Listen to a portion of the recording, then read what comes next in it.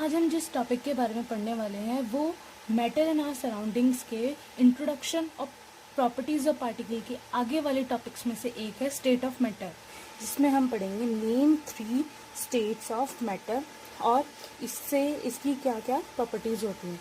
और इसके साथ साथ मैं आपको एनर्जी और जो 2 एक्स्ट्रा स्टेट्स ऑफ मैटर और होती हैं, कितनी स्टेट्स ऑफ मैटर होती हैं, 5, कुल मिला के 5 स्टेट ऑफ मैटर होती हैं, उनके बारे में भी मैं आपको बताने वाली हूँ। तो चलिए शुरू करते हैं इसको।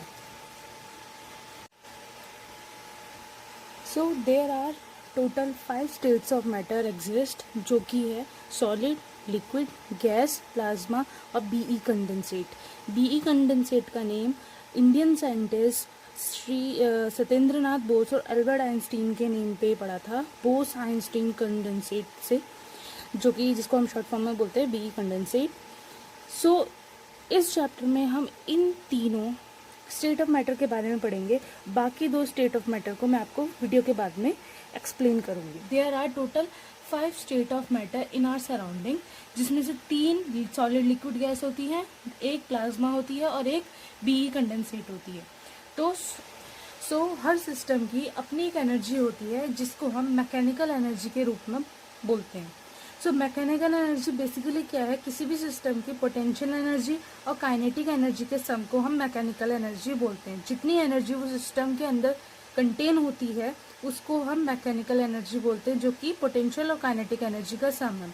पोटेंशियल एनर्जी वो एनर्जी है जो कि किसी की फिजिकल स्टेट या फिर रेस्ट स्टेट में प्रेजेंट होती है, मतलब जब तक कोई चीज़ मूव नहीं कर रही होती तब तक जो एनर्जी प्रेजेंट होती है उसको फिजिकल एनर्जी, पोटेंशियल एनर्जी बोला जाता है।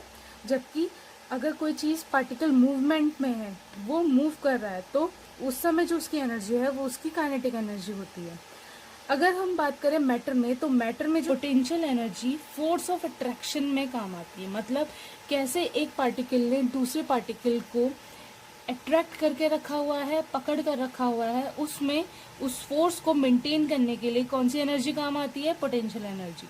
और काइनेटिक एनर्जी क्या होती है, काइनेटिक एनर्जी वो एनर्जी होती है जब भी कोई पार्टिकल अपनी मोशन स्टेट में होता है, मतलब जब वो एक जगह से दूसरी जगह चल रहा होता है, मोशन कर रहा होता है, तब उस पर जो एनर्जी होती है, उस मोशन की वजह से जो उस पर एनर्जी होती है, उस एनर्जी को हम कहते हैं काइनेटिक एनर्जी। तो वो एनर्जी जो किसी सब्सटेंस को एक जगह से दूसरी जगह पहुंचाने में हेल्प करती है, यूज आती है, उस एनर्जी को हम क्या कहते हैं, काइनेटिक एनर्जी।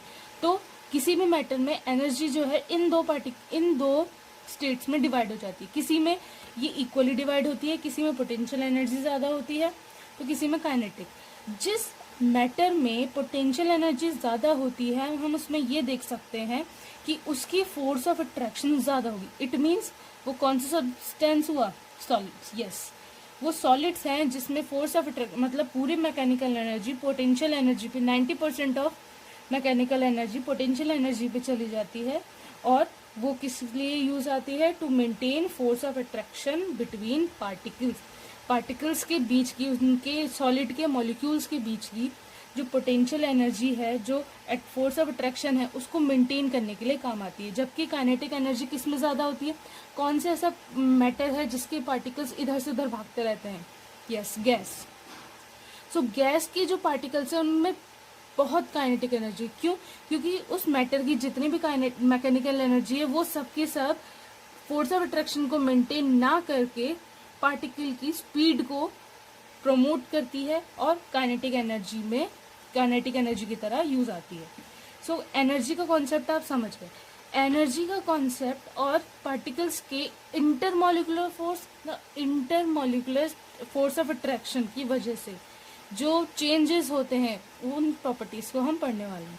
तो सॉलिड्स क्या होते हैं, सॉलिड वो सब्सटेंस होते हैं, जनरली हमने क्या देखा है, सॉलिड कैसे होते हैं, सॉलिड बहुत हार्ड होते हैं।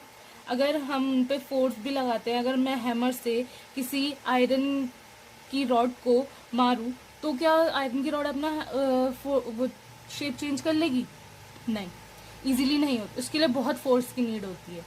तो इसका मतलब क्या है, आयरन की रॉड जो है रिजिड है।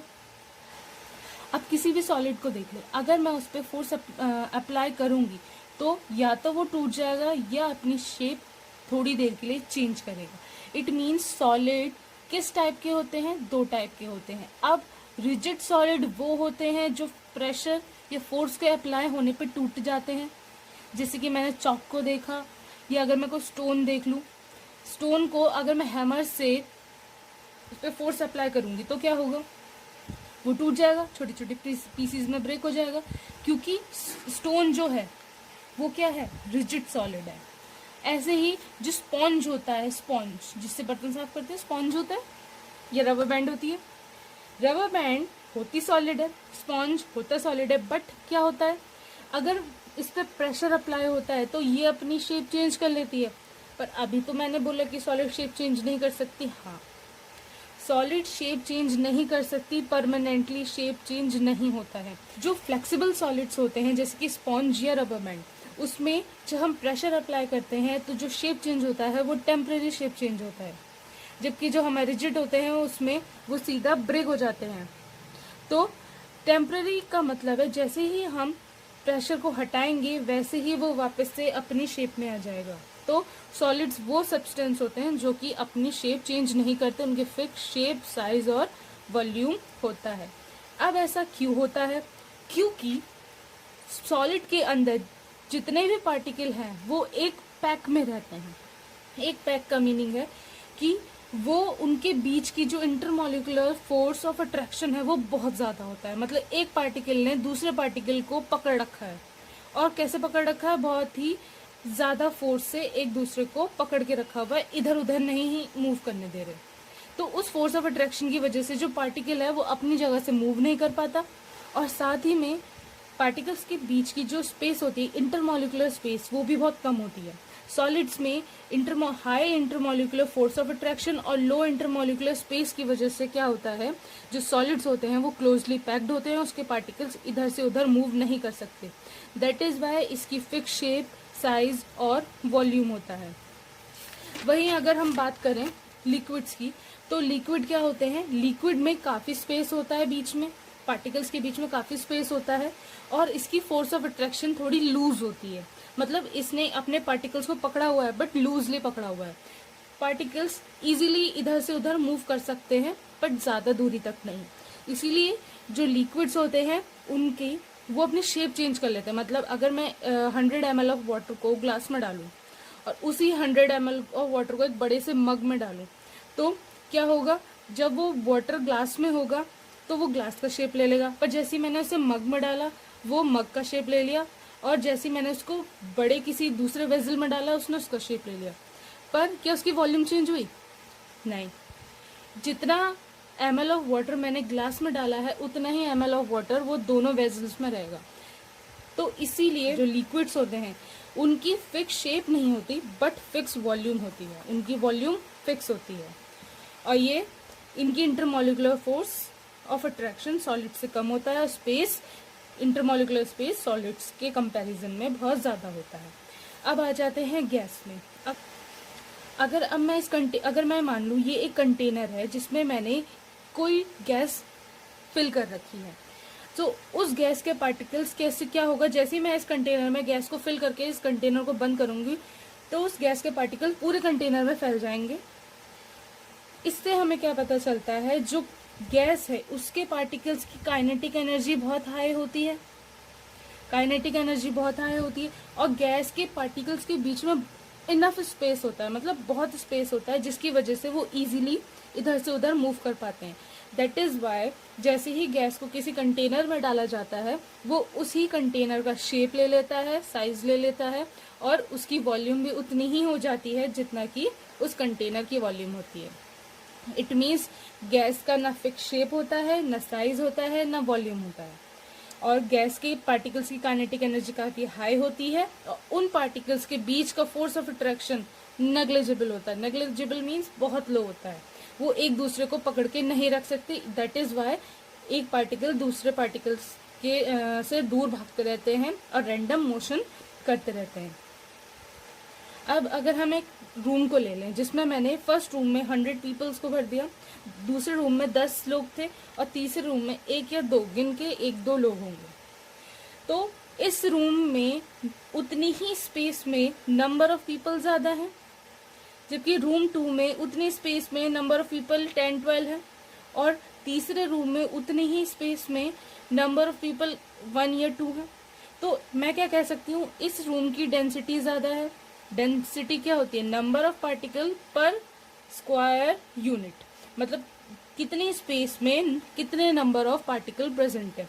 तो सॉलिड्स की डेंसिटी हाई इसलिए होती है क्योंकि एक छोटी स्पेस में उसमें हाई नंबर ऑफ पार्टिकल्स होते हैं एज कंपेयर टू लिक्विड और गैस। मतलब हाई डेंसिटी, सॉलिड्स की हाई डेंसिटी होती है, लिक्विड की मॉडरेट डेंसिटी या लो डेंसिटी होती है, और गैसेस की डेंसिटी बहुत कम होती है, नेग्लिजिबल, मतलब नो डेंसिटी के बराबर। अब कंप्रेसिबिलिटी फैक्टर आ जाता है, क्योंकि अब कंप्रेसिबिलिटी फैक्टर होता क्या, कंप्रेसिबिलिटी फैक्टर का मतलब है कि कोई सब्सटेंस को अगर हम उस पर प्रेशर अप्लाई करेंगे, इस पे अगर मैं प्रेशर अप्लाई करूंगी तो ये कितना दब सकता है, इसके पार्टिकल कितना और पास आ सकते हैं, इसे हम कहते हैं कंप्रेसिबिलिटी फैक्टर। तो अगर मैं यहाँ देखूं कि मैं किसी सॉलिड पे प्रेशर अप्लाई कर रही हूँ, तो पहले से ही उसके बीच का फोर्स ऑफ अट्रैक्शन बहुत ज़्यादा है और उसके बीच का स्पेस बहुत कम है। तो उसकी वजह से क्या होगा, अगर उसका स्पेस ऑलरेडी कम है तो वो और नहीं दब सकता, इसीलिए solid can not be compress, उसका कंप्रेसिबिलिटी फैक्टर बहुत कम होता है। लिक्विड्स में इनफ स्पेस होती है, इसीलिए लिक्विड्स को हम कंप्रेस करके सॉलिड के फॉर्म में चेंज कर सकते हैं। और गैसेस में ऑलरेडी जो इंटरमोलिकुलर स्पेस होती है, इंटरमोलिकुलर स्पेस दो पार्टिकल के बीच की स्पेस जो होती है, तो इंटरमोलिकुलर स्पेस ऑलरेडी बहुत ज़्यादा होती है, तो इसको हम इजीली कंप्रेस कर सकते हैं और इसको दोनों चीज़ों में, दोनों स्टेट्स में चेंज कर सकते हैं कंप्रेस करके।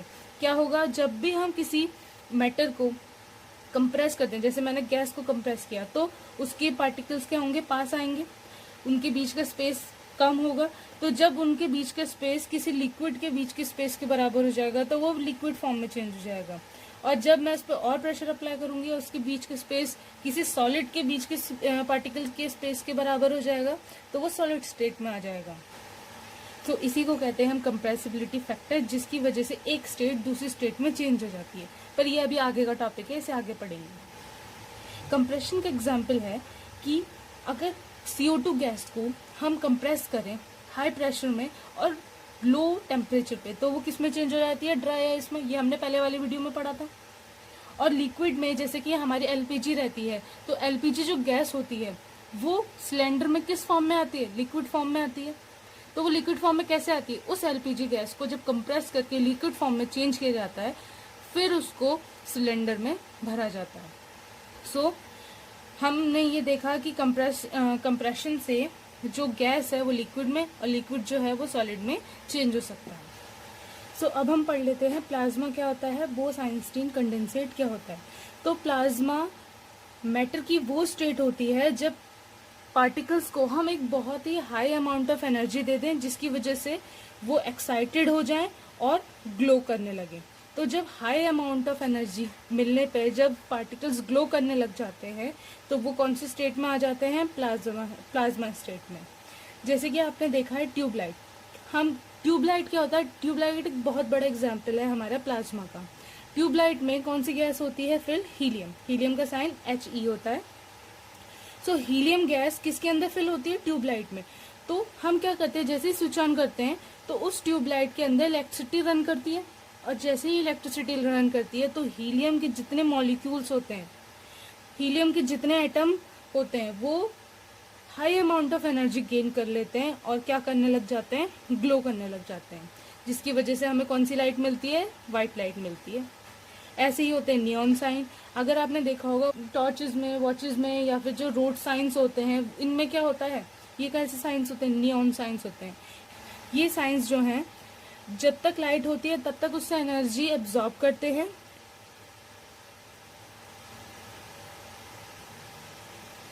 और जब लाइट की सोर्स उन पे नहीं मिलती, जैसे कि रात में या अंधेरे में, ये क्या करते हैं, उसी एनर्जी को यूज करके ग्लो करने लग जाते हैं। सो जब तक एनर्जी इन्हें प्रोवाइड होती है ये एनर्जी एब्जॉर्ब करते हैं, और जैसे ही एनर्जी का सोर्स बंद हो जाता है ये ग्लो करने लगते हैं। तो ये दो साइंस हैं प्लाज्मा के। सो बोस-आइंस्टीन कंडेंसेट हमें कब मिलता है, जब लो डेंसिटी गैसेस को वेरी लो टेम्परेचर पे वेरी लो टेम्परेचर पे कूल किया जाता है, तब हमें क्या मिलता है, बोस-आइंस्टीन कंडेंसेट मिलता है। और इसकी सबसे पहले डिस्कवरी किसने की थी, श्री सत्येंद्रनाथ बोस और एल्बर्ट आइंस्टीन ने मिलकर इसकी डिस्कवरी की थी। सो अगर आपसे आज के बाद कोई भी पूछे कि what are the total state of matter, so there are total 5 state of matter in which solid, liquid and gas are main. Other are plasma and Bose-Einstein condensate. So that is for today. इसके आगे आने वाली videos में हम ये पढ़ेंगे कि कैसे टेम्परेचर और प्रेशर के चेंज होने से एक स्टेट दूसरी स्टेट में चेंज होती है और कौन कौन से फैक्टर्स उसमें इन्वॉल्व होते हैं. So till then take care, meet you in the next video.